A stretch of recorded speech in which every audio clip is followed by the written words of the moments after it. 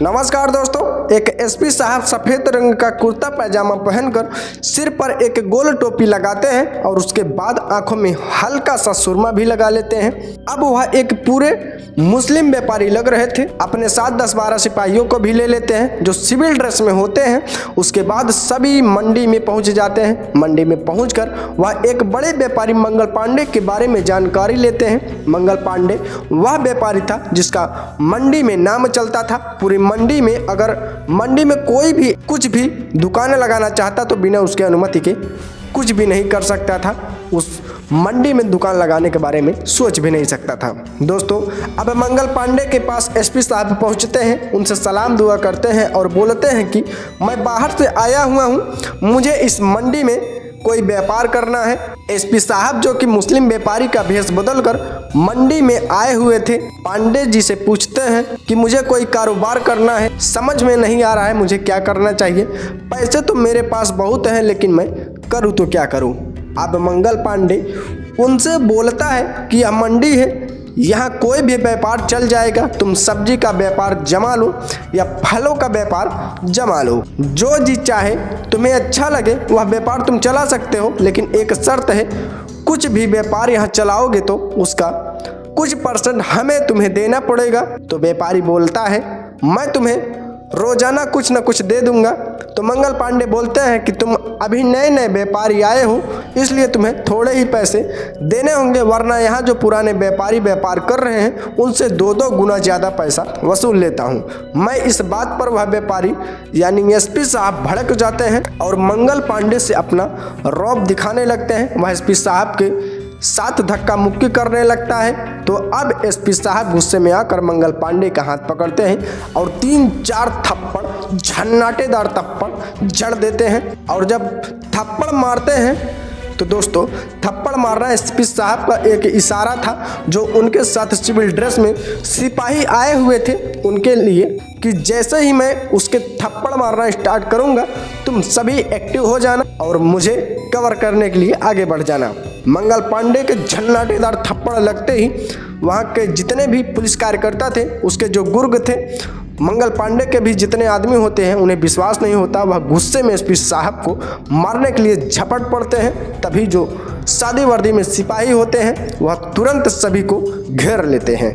फिर एसपी साहब मंगल पांडे के हाथों में हथकड़ी लगाते हैं और बाकी गैंग को भी सिपाही संभाल लेते हैं और मंगल पांडे को पूरी तरह मंडी में घसीटते हुए थाने लेकर आते हैं। और जैसे ही मंगल पांडे की गिरफ्तारी होती है, उसकी खबर सोशल मीडिया पर पहुंचती है और बड़े बड़े अधिकारियों को पता चलता है तो पूरे शहर में हंगामा खड़ा हो जाता है। क्योंकि दोस्तों, मंगल पांडे एक जानी मानी हस्ती थी, वह कोई साधारण व्यक्ति नहीं था। उसके शहर में बहुत बातचीत थी, बड़े बड़े अधिकारियों तक उसकी पहुँच होती है। अब आगे क्या होता है इस कहानी में, कहां से फोन आते हैं, कौन कौन नेता उसको छुड़ाने के लिए आते हैं और एसपी साहब कैसे उन सब से निपटते हैं और कैसे उन सब का सामना करते हैं। कहानी बहुत ही रोमांचक, बहुत ही भावनात्मक है, इसलिए वीडियो को बिना स्किप किए लास्ट तक जरूर देखिएगा।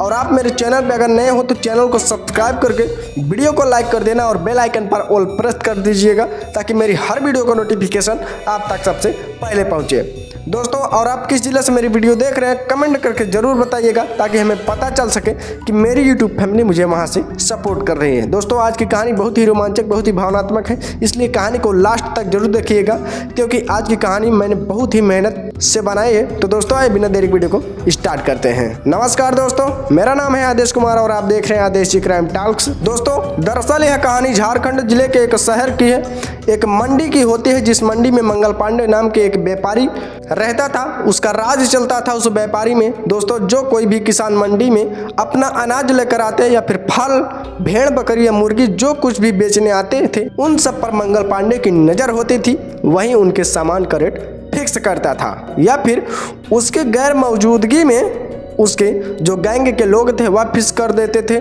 सामान को आधी कीमत में खरीदते थे और उसी को 2-2 गुना दामों में बेचते थे।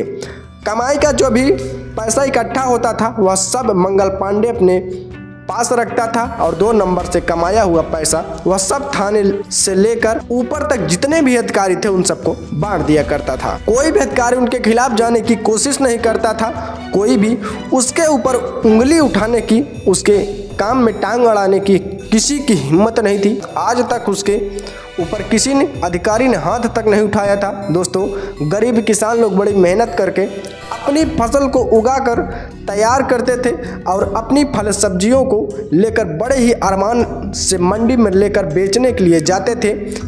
लेकिन दोस्तों, हमारी फसल की अच्छी और मुनासिब कीमत दी जाएगी तो हमें भी मुनाफा होगा और हमारी आर्थिक स्थिति सुधर जाएगा, जिससे हमारा भी विकास हो और हम भी आगे बढ़ पाएंगे। लेकिन दोस्तों, मंगल पांडे उनको बहुत कम कीमत दिया करता था और बेचारे किसान निराश होकर घर पर लौट आते थे।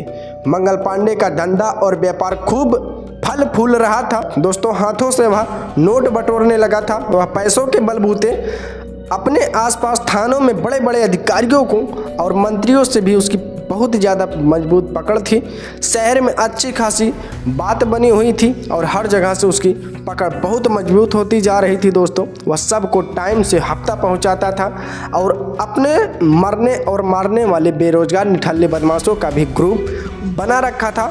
जो कोई भी मंगल पांडे के खिलाफ आवाज़ उठाता था, वह बदमाश लोग उसकी आवाज़ को दबाकर उसका इलाज करते थे, यानी कि उसे मारते पीटते थे। कुल मिलाकर यह कहा जाए दोस्तों, मंगल पांडे के खिलाफ जाने की किसी की हिम्मत नहीं थी। उसके खिलाफ जाने से सभी लोग डरते थे और अगर कोई थाने में जाकर रिपोर्ट दर्ज कराकर भी आ जाता था तो उस पर कोई कार्रवाई नहीं की जाती थी। उल्टा उस व्यक्ति के बारे में मंगल पांडे को बता दिया जाता था कि यह व्यक्ति तुम्हारे खिलाफ रिपोर्ट लिखवा कर गया है। फिर मंगल पांडे जो होता था दोस्तों, वह अपने गैंग के साथ मिलकर उस व्यक्ति को खूब मारते और पीटते थे। अब दोस्तों, ऐसे ही समय गुजरता गया।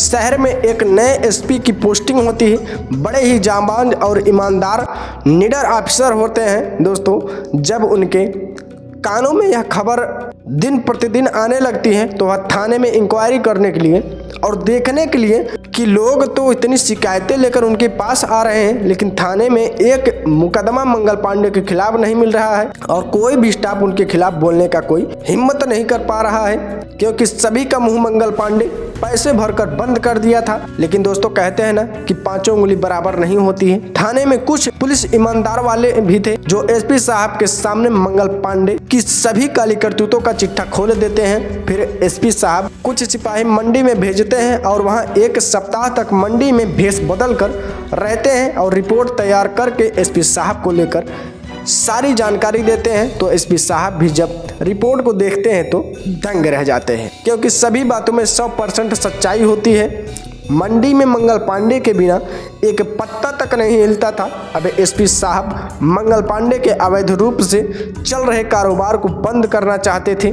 उसका मंडी में हमेशा के लिए सफाई करना चाहते थे और मंडी को मंगल पांडे जैसे गुंडों से आज़ाद करना चाहते थे, ताकि गरीबी किसान मजदूरों को उनकी फसल का अच्छा दाम मिल सके और यह क्राइम की दुनिया समाप्त हो जाए। दोस्तों, लोगों के दिलों में मंगल पांडे का खौफ खत्म हो जाए, वह एक प्लान बनाते हैं और अपने अंडर आने वाले सभी थानों को हाई अलर्ट पर जारी कर देते हैं और सभी दरोगा को बुलाकर मीटिंग बिठाते हैं और इसके बाद दोस्तों वह प्लान अंजाम तक पहुंचाने में जुड़ जाते हैं और अपने ऑपरेशन की तैयारी शुरू कर देते हैं। एसपी साहब सभी के फोन स्विच ऑफ करके बंद कर देते हैं और कहते हैं कि आज मैं एक ऑपरेशन को अंजाम तक पहुंचाना चाहता हूं और मैं नहीं चाहता कि मेरे इस खुफिया ऑपरेशन के बारे में किसी को भी भनक लगे, इसलिए मैंने आप सभी का फ़ोन अपने पास जब्त कर लिया है। लेकिन इतना करने के बावजूद भी कुछ लोग ऐसे हैं हमारे डिपार्टमेंट में जो उस व्यक्ति को फ़ोन करने की कोशिश करेंगे। मैं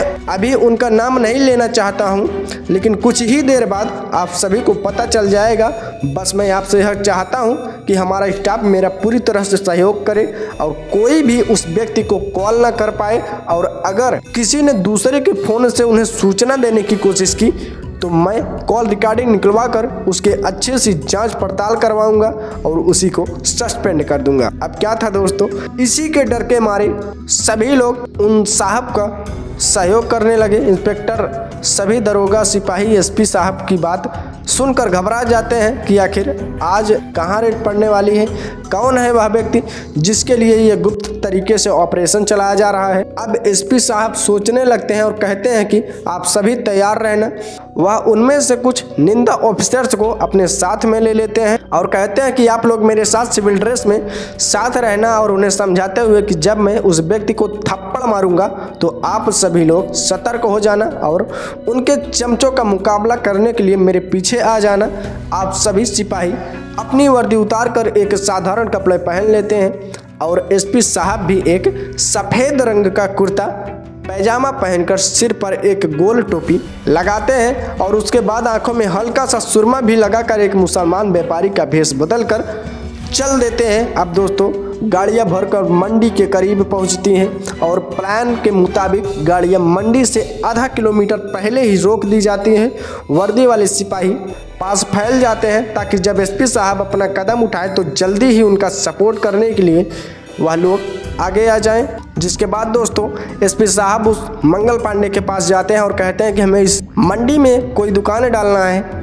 लेकिन वह मंगल पांडे रौब झाड़ते हुए कहता है कि तुम्हें यहाँ कोई दुकान नहीं डालने दूंगा, अगर तुम्हें डालना होगा तो मुझे कुछ % कमीशन देना होगा। तो जो एसपी साहब होते हैं कहते हैं कि यह मंडी तो सरकारी है, तुम्हें किस चीज़ की कमीशन चाहिए। वह कहता है कि अगर दुकान लगाना है तो कमीशन देना होगा, अगर नहीं दोगे तो तुम यहाँ से जा सकते हो और दुकान तुम्हें नहीं लगाने दूंगा। फिर दोस्तों क्या था, इतने सुनते ही एसपी साहब मंगल पांडे को एक झन्नाटेदार थप्पड़ मारते हैं और इतने में मंगल पांडे के जितने भी ग्रुप के लोग थे, जितने भी गैंग थे, जितने भी उसके आसपास चमचे होते हैं, वह सभी एसपी साहब के पास टूट पड़ते हैं। उनके ऊपर टूटने की कोशिश करते हैं, लेकिन एसपी साहब ने भी प्लान बी बनाया था और वह सभी को बताए थे कि जब मंगल पांडे मेरे को थप्पड़ मारेगा तभी आप लोग टूट पड़ना, एक्टिव हो जाना उन सभी चमचों के ऊपर।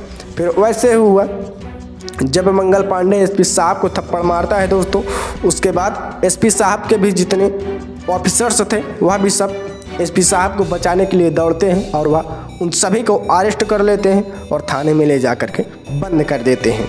अब दोस्तों जब यह खबर छपती है कि मंगल पांडे सलाखों के पीछे है तो हड़बड़ी मच जाती है, पूरा हड़कंप मच जाता है और सभी सोचने लगते हैं कि आखिर यह कौन है। फिर दोस्तों बड़े बड़े अधिकारियों से उसका संबंध थे, बड़े बड़े अधिकारियों से उसका परिचय था। सभी लोग कॉल फ़ोन करते हैं, लेकिन एसपी साहब सभी का मोबाइल स्विच ऑफ किए थे, इसलिए किसी का फ़ोन रिसीव ही नहीं हुआ।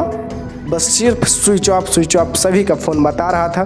फिर दोस्तों उसे कोर्ट में पेश किया जाता है, फिर उसे तकरीबन 6 साल की सज़ा सुना दी जाती है। दोस्तों यह थी आज की कहानी। अगर आप सभी को कहानी पसंद आई है तो वीडियो को लाइक करके चैनल को सब्सक्राइब कर दीजिएगा, और आप किस जिला से मेरी वीडियो देख रहे हैं कमेंट करके ज़रूर बताइएगा ताकि हमें पता चल सके कि मेरी यूट्यूब फैमिली मुझे वहाँ से सपोर्ट कर रही है। तो दोस्तों मिलते हैं कल से फिर एक नई और धमाकेदार वीडियो के साथ, तब तक लिए जय हिंद जय भारत।